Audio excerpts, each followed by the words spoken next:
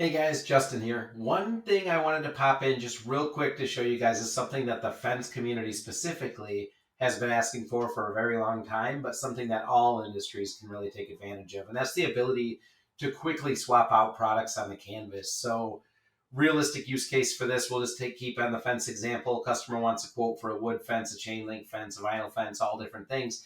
And you don't want to have to draw it 3 or 4 or 5 times, right? Now in ArcSite, you can simply choose whatever product that you want to draw.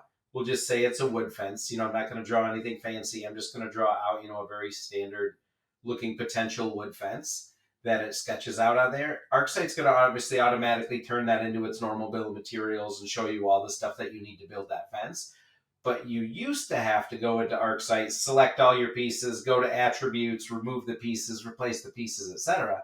Now we released a new function where with any line selected, on the bottom, you'll just see a simple up-down arrow.